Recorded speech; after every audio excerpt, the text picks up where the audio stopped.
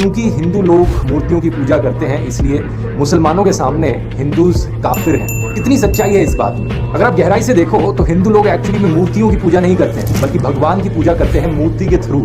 یہ ویسا ہی ہو گیا جیسے کہ آپ اپنے فادر کو یاد کرتے ہو ان کی فوٹو دیکھ کر. ایک بڑی تعداد دھرو راٹھی کو چونکہ سنتی ہے تو انہوں نے مجھ سے یہ سوال کیا کہ دھرو راٹھی کو سننا کیسا ہے، رائے دیں گے مذہب کے معاملے میں. تو ہم یہاں بیٹھے ہیں آپ کو ایکسپوز کرنے کے لیے، چونکہ یہ ممکن نہیں ہے کہ آپ خدا اللہ اسلام کے بارے میں کوئی بات کریں اور ہم لوگ خاموش ہو جائیں اس لیے کہ آپ نے کچھ اچھی ویڈیوز بنا رکھی ہیں. یہ دھرو راٹھی حفیظہ اللہ کا جو ٹائٹل ہے یہ آپ کو کہیں اور سے ملے تو ملے، ہماری طرف سے آپ کو نہیں ملے گا. السلام علیکم ورحمۃ اللہ وبرکاتہ. بسم اللہ الرحمن الرحیم. الحمد للہ رب العالمین والصلاة والسلام علی سید الانبیاء والمرسلین وعلی آلہ وصحبہ اجمعین، اما بعد. آج کی جو یہ سٹریم ہے یہ اپنے وقت کے اوپر ہے اور شروع میں انشاءاللہ آپ کے سامنے ایک دو باتیں کرنے کے بعد پھر ہم لنک پبلک کریں گے اور کوشچن آنسر کا سلسلہ شروع کریں گے. پہلی چیز تو یہ ہے کہ تقریباً 1 مہینہ پہلے میرے پاس ہمارے ایک دوست جو گجرات میں مقیم ہیں اور جن کے ساتھ ہمارا یہ سفر ہوا، رفیق سفر رہے پورے عرصے ایئرپورٹ سے ایئرپورٹ تک. ان کا نام ہے مفتی اسماعیل راجکوٹی صاحب، اور ماشاءاللہ انسٹاگرام کے اوپر ایک اچھی خاصی فین فالوئنگ ہے، کئی لاکھ میں ہے اور بہت زبردست ویڈیوز بناتے ہیں. انہوں نے مجھے ایک ویڈیو بھیجی تھی میرے گجرات کے سفر سے پہلے کہ دھرو راٹھی کی یہ ویڈیو ہے اور دھرو راٹھی نے مذہب کے تعلق سے کچھ تبصرہ کیا ہے اور انہوں نے چاہا کہ میں اس تعلق سے کچھ گفتگو کروں. لیکن اس وقت چونکہ لائیو اسٹریم ہی کا سلسلہ رکا ہوا تھا تو میں چاہ کر بھی اس موضوع پر تبصرہ نہ کر سکا. یہ الگ بات ہے کہ مجھ سے پہلے بہت سے لوگوں نے اس پر تبصرہ کر دیا ہوگا چونکہ یہ کوئی نئی بات نہیں ہے.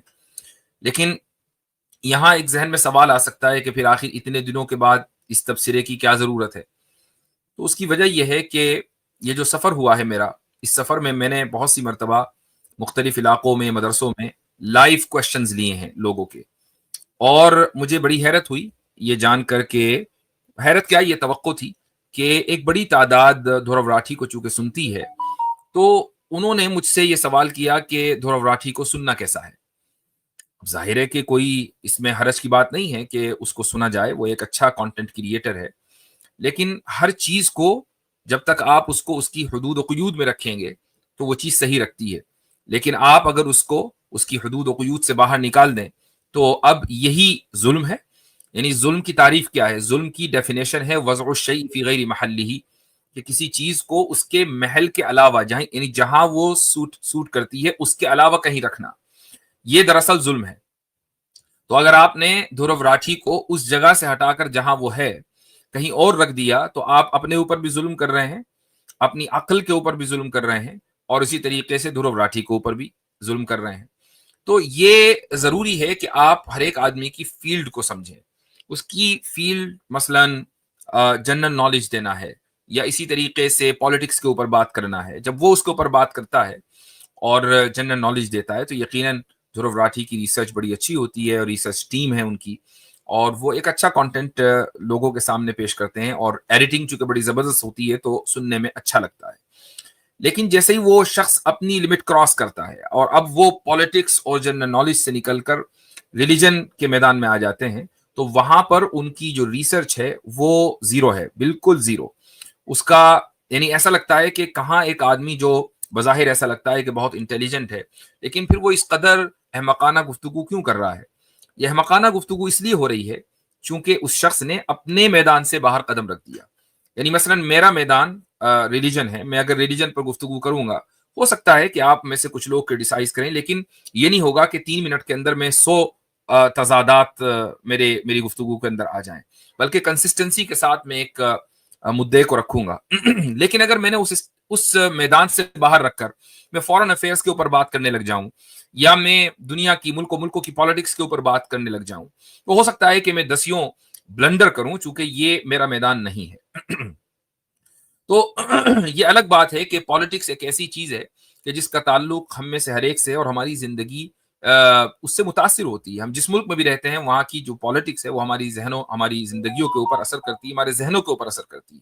اس کے باوجود ہر ایک کو اس کے بولنے کی اتھارٹی نہیں ہے, چونکہ اس کو حالات حاضرہ کا مکمل علم نہیں ہوتا اور بہت سی چیزیں وہ چاہ کر بھی سمجھ نہیں پاتا. تو ہم اس تمہیدی گفتگو کے بعد دیکھیں گے کہ دھرو راٹھی نے اس مختصر سی ویڈیو میں کیا کہا ہے. میں آڈیو چلاؤں گا, ویڈیو نہیں, اور اس کے اوپر انشاءاللہ میں تبصرہ بھی کروں گا جیسے جیسے ہم آگے بڑھیں گے. 3 منٹ کی ویڈیو ہے, کوئی لمبا چوڑا اس کے اوپر کلام نہیں کرنا ہے.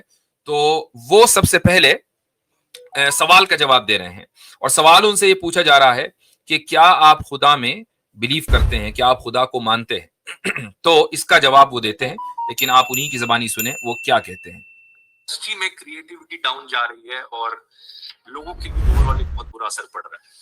یہ والا سوال آواز آ رہی ہے, زیادہ لائک ہے, 2000 سے زیادہ لوگوں نے لائک کیا ہے. Do you believe in God? If yes then is it formless اور not? Do you believe in any religion? اس کا جواب بھی بڑا سیدھا ہے, نہیں. میری رائے میں جتنا بھی. اچھا دیکھیں یہاں پر غور کیجئے گا کہ انہوں نے سوال پڑھا کہ do you believe in any religion, do you believe in God, اور اگر آپ بلیو کرتے ہیں تو کیا وہ گاڈ فارم والا ہے, یعنی اس کی کوئی شیپ ہے یا فارم لیس ہے. اور پھر جب وہ جواب دینا شروع کرتے ہیں, ابھی تو وہ پڑھ رہے ہیں, جب وہ جواب دینا شروع کرتے ہیں تو وہ یہ کہتے ہیں کہ اس کا جواب بھی بڑا سیدھا ہے. یہ لفظ ذہن میں رکھیے گا, اس کا جواب بھی بڑا سیدھا ہے. کیا ہے؟ کچھ میں نے سیکھا ہے دنیا کے بارے میں, ہماری پلانٹ کی ہسٹری کے بارے میں, ایوولوشن کے بارے میں, یہ ساری چیزوں کو سمجھ کر میں نے جو انڈرسٹینڈنگ ڈیولپ کری ہے, میری رائے میں کوئی بھگوان, کوئی اللہ, کوئی گاڈ ایگزسٹ نہیں کرتا. لیکن ایٹ دا سیم ٹائم میں مانتا کہ میں نے جو کچھ سیکھا اس کائنات کے بارے میں اور اس دنیا کے بارے میں, اس سے پتا چلتا ہے کہ کوئی گاڈ یا کوئی اللہ, کوئی بھگوان ایگزسٹ نہیں کرتا. تو دھرو راٹھی کے نزدیک جو گاڈ کا مقدمہ ہے یا خالق کا, کریٹر کا جو کانسیپٹ ہے, اس پر گفتگو کرنا بہت ہی ایک سیدھا سچا معاملہ ہے, سیدھی سیدھی بات ہے, بڑا آسان مسئلہ ہے کہ گاڈ ایگزسٹ نہیں کرتا ہے. کیوں؟ چونکہ بھائی ہمیں سائنس یہ بتاتی ہے, دنیا میں ہم نے غور و فکر کیا, اس سے ہمیں یہ پتا چلتا ہے. اب اگر آپ دھرو راٹھی سے یہ سوال کریں کہ تم اپنے آپ کو تھوڑا سا پیچھے لے کر چلے جاؤ, کتنے پیچھے؟ تم اپنے اس دور میں چلے جاؤ جہاں تمہارا ذہن اسکول کی جو ایکسپائرڈ نالج ہے, جو اسکول میں دی جا رہی ہے اس وقت پوری دنیا میں ایکسپائرڈ سائنس پڑھائی جاتی ہے, تو وہ جو ایکسپائرڈ سائنس ہے تمہارا ذہن اس سے ابھی پولوٹیڈ نہیں ہوا ہے, ابھی اس سے تمہارا ذہن متاثر نہیں ہوا ہے, یعنی تم فطرت کے قریب ہو.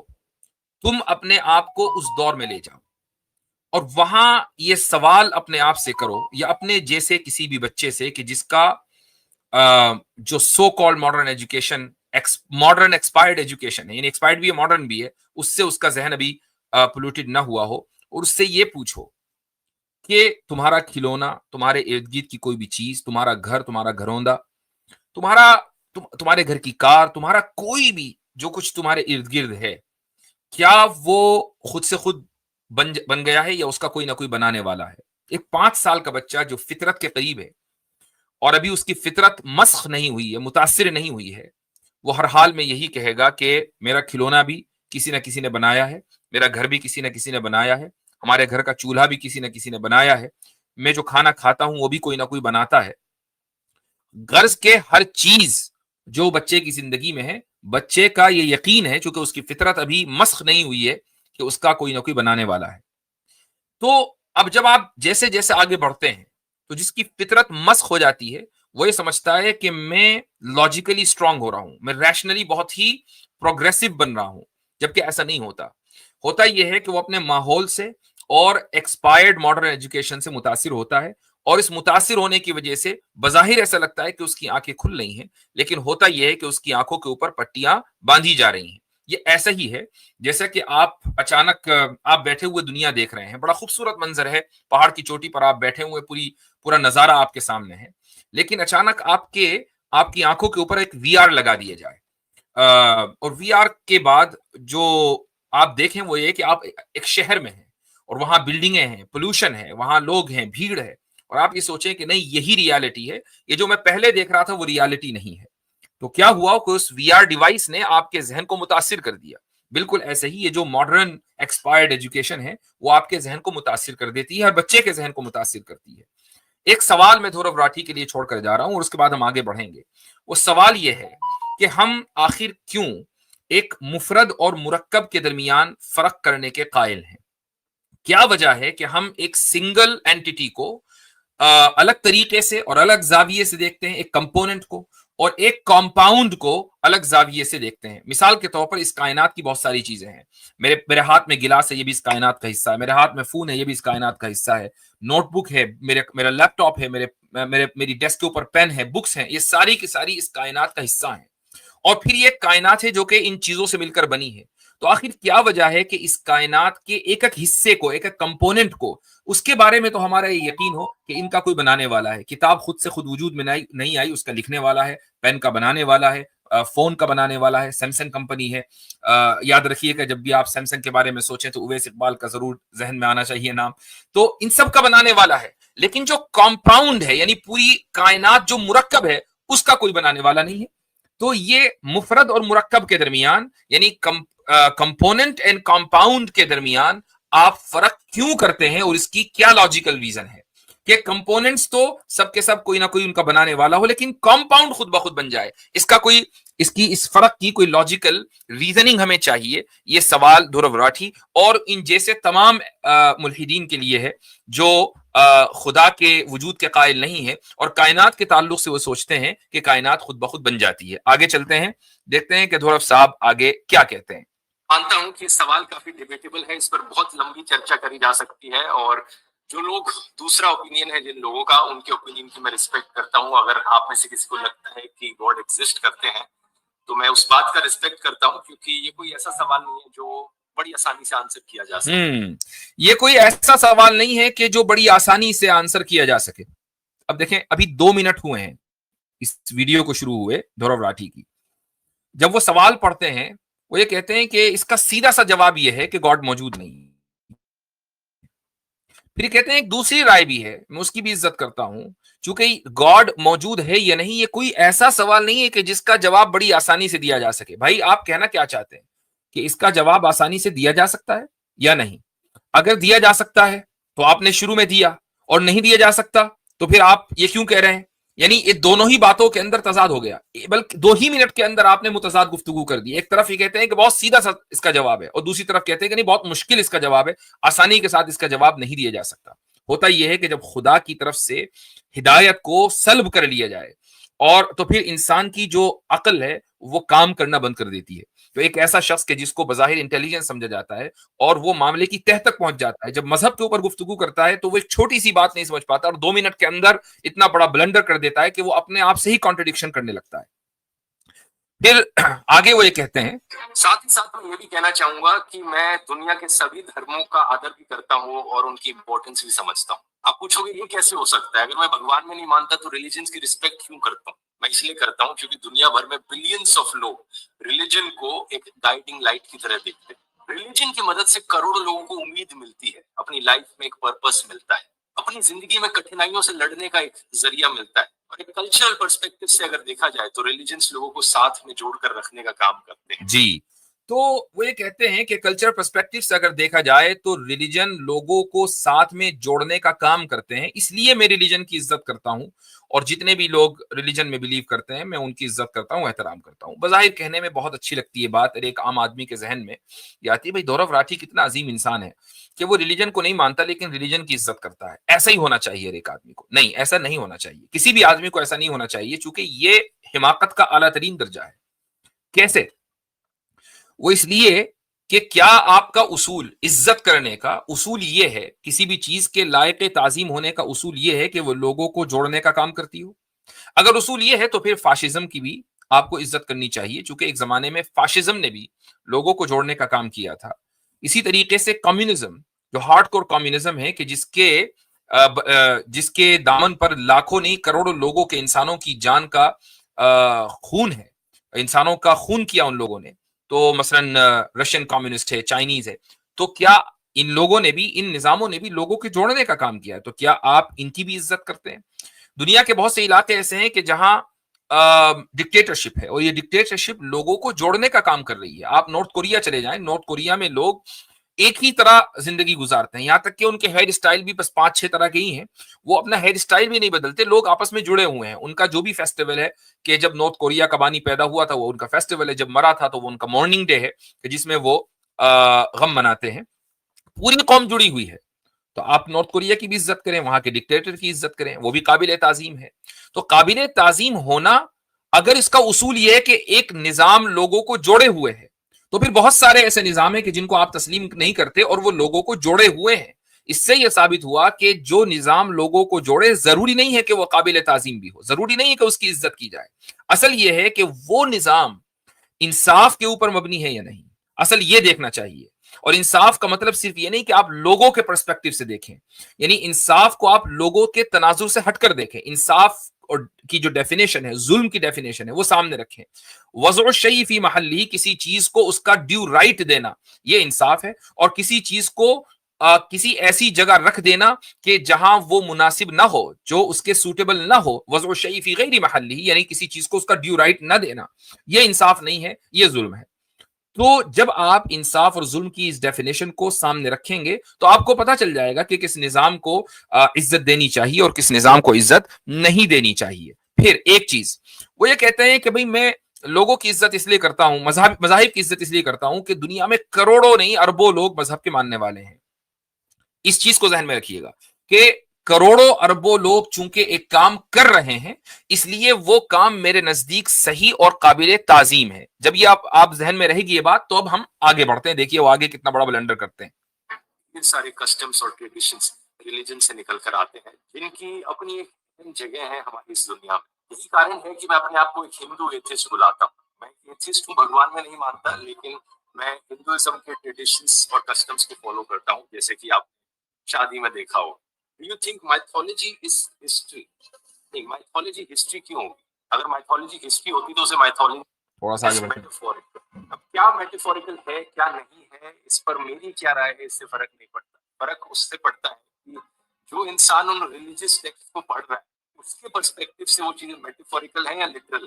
کچھ لوگ سیم ٹیکسٹ کو پڑھ کر لٹرلی لیتے ہیں, کچھ لوگ اسے میٹافوریکلی لیتے ہیں. میرا بس یہ ماننا ہے کہ اگر کوئی ایسی چیز لکھی ہے کسی ریلیجیس ٹیکسٹ میں جو ریشنلٹی کے خلاف جاتی ہو, لاجک کے خلاف جاتی ہو, کوئی چیز ایسی اگر ریلیجیس ٹیکسٹ میں لکھی ہے جو ریشنلٹی کے خلاف جاتی ہو, لاجک کے خلاف جاتی ہو, یہاں سوال دھورو راٹھی سے ہونا چاہیے کس کی لاجک اور کس کی ریشنلٹی کے خلاف جاتی ہو, آپ کی, دنیا کے چند لوگوں کی, یا اجتماعی یعنی پوری کائنات میں جتنے بھی لوگ آئے ہیں شروع سے لے کر آج تک آبجیکٹو ریالٹی کے خلاف ہو جا رہی ہو. آپ کا اسٹینڈرڈ کیا ہے؟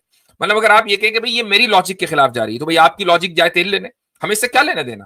آپ کی لاجک میرے نزدیک بالکل ہی لاجیکل ہے, تو میں اس کو ثابت بھی کر سکتا ہوں, اور ایسا ہی ہو سکتا ہے کہ آپ بھی کسی دوسرے مذہبی انسان کی لاجک کو لاجیکل ثابت کر دیں. تو یہ اسٹینڈرڈ نہ رہا کہ کوئی بھی بات اگر مذہب کی ایسی ہے جو لاجک اور ریشنلٹی کے خلاف جائے تو اس کو نہیں ماننا چاہیے یا اس کو میٹافوریکل مان لینا چاہیے. سوال یہاں پر یہی ہوگا کہ کس کی لاجک کو ہم معیار بنائیں گے. آگے دیکھیے وہ کیا کہتے ہیں. یا آج کے دن کی ہماری مورل ویلیوز کے خلاف جاتی ہے, یا آج کے دن کی ہماری مورل ویلیوز کے خلاف جاتی ہو. یہ میں نے کہا تھا بلنڈر. ابھی تھوڑی دیر پہلے انہوں نے کیا کہا, یہ کہا کہ بھئی میں دنیا کے مذہبوں کی عزت اس لیے کرتا ہوں کہ دنیا میں لاکھوں کروڑوں لوگ مذہب کو مانتے ہیں, درست مانتے ہیں. اس کا مطلب کیا ہوا کہ مذہب کو ماننا یہ آج کے دن کی مورل ویلیو ہے.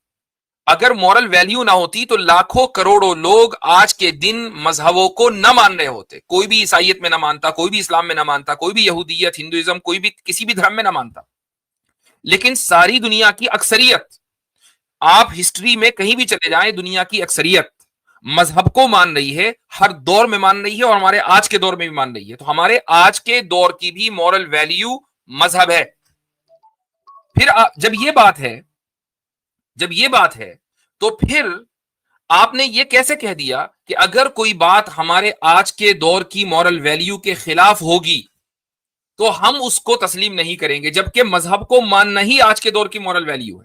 یہ ہے کانٹرڈکشن, یہ ہے بلنڈر. یہ ذہن میں رہے کہ ملحدوں کے نزدیک آج کے دور کی مورل ویلیو اسٹینڈرڈ ہوتی ہے, پھر جب زمانہ بدل جاتا ہے تو وہ اسٹینڈرڈ بدل جاتا ہے. میں اس موضوع کے اوپر کئی مرتبہ کلام کر چکا ہوں, اور یہ ذہن میں آپ لوگوں کے رہنا چاہیے کہ جب ہم یہ مانتے ہیں کہ آج کے دور کی مورل ویلیو اسٹینڈرڈ ہے تو ہم پرانے دور کے تمام لوگوں کو احمق اور بے وقوف مان رہے ہیں. ہم یہ کہہ رہے ہیں کہ ہم مورلی زیادہ بہتر ہیں اور ماضی میں جو لوگ ہیں وہ مورلی کرپٹ تھے, وہ زیادہ بہتر نہیں تھے, ان کے پاس وہ لاجک اور وہ ریشنلٹی نہیں تھی جو آج ہمارے پاس ہے. جبکہ صورتحال یہ ہے کہ اگر ان لوگوں کی لاجک اور ریشنلٹی ہمارے پاس نہ ہوتی تو آج ہم بالکل, یعنی جس کو کہنا چاہیے کہ نہ دھوبی کا گھوڑا کیا ہے, وہ نہ گھر کا نہ گھاٹ کا, وہ صورتحال رہتی ہے ہماری. وہ جو مثال ہے اردو کی, تو دھوبی کا کتا, ہاں, نہ گھر کا نہ گھاٹ کا, وہ مثال ہے. تو ارسطو کی لاجک اور فلسفی کے بغیر کیا آج کی فلسفی باقی رہ سکتی تھی؟ پلیٹو کی فلسفی کے بغیر, اس کے ڈسکورسز کے بغیر کیا آج کے دور میں آپ لاجیکل گفتگو کر سکتے تھے؟ یہ ایک ایوولوشن ہے جو کہ گریک دور سے شروع ہوا اور پھر اسلامک دور میں ہوتا ہوا یہاں تک پہنچا ہے. آپ کو ماضی کے دور میں جانا پڑے گا اور ان کی مورل ویلیوز کو اپنانا پڑے گا, ان کو عزت دینی پڑے گی, ان کو عقل مند سمجھنا پڑے گا, تبھی آپ عقل مند ہو سکتے ہیں, ورنہ آپ بھی بے وقوف ہیں. اس کے بعد لاسٹ پوائنٹ, یا تو ہمیں اگنور کر دینا چاہیے یا پھر ہمیں اسے میٹافوریکل سینس میں لینا چاہیے. یہ بہت بڑا فرق ہے جو لوگوں کو سمجھنا ضروری ہے, کیونکہ یہی فرق ہوتا ہے ایک سمجھدار ریلیجس انسان میں اور ایک ایسے بیوقوف ریلیجس انسان میں جو اندھ وشواسی بن جاتا ہے. کیا مطلب ہے اس کا؟ وہ یہ کہہ رہے ہیں کہ اگر کوئی شخص ریلیجس ٹیکسٹ بک کو پڑھتا ہے اور اس میں کوئی بات اس کو لاجک یا ریشنلٹی کے خلاف ملتی ہے تو اس کو میٹافوریکل لینا چاہیے. اگر وہ میٹافوریکل نہیں لے گا تو پھر وہ ایک ریلیجس بے وقوف انسان ہے کہ جو اندھ وشواسی میں مبتلا ہے. ابھی تھوڑی دیر پہلے وہ یہ کہہ رہے تھے کہ میں دنیا کے تمام مذہبوں کی اور مذہب میں ماننے والوں کی عزت کرتا ہوں. اگر آپ واقعی مذہب کے ماننے والوں کی عزت کرتے ہیں تو پھر اسی ویڈیو میں 1.5 منٹ کے وقفے کے بعد آپ مذہب کے ماننے والوں کی اکثریت, دنیا کی اکثریت کو بے وقوف بھی کہہ رہے ہیں, اندھ وشواسی بھی کہہ رہے ہیں. بھئی یہ کیسی عزت ہے؟ میں آپ کی بہت عزت کرتا ہوں اور آپ بہت بڑے بے وقوف ہیں. اب ذرا میرے اس سٹیٹمنٹ کو غور کیا جائے کہ ایک طرف میں یہ کہوں کہ آپ بہت ہی زیادہ لائق تعظیم ہیں, بہت بہت زبردست, آپ کا بہت مقام میرے دل میں ہے, بھائی بڑا میں نے سینہ چوڑا کیا ہوا آپ کے لیے, ہیں آپ بہت بڑے بے وقوف.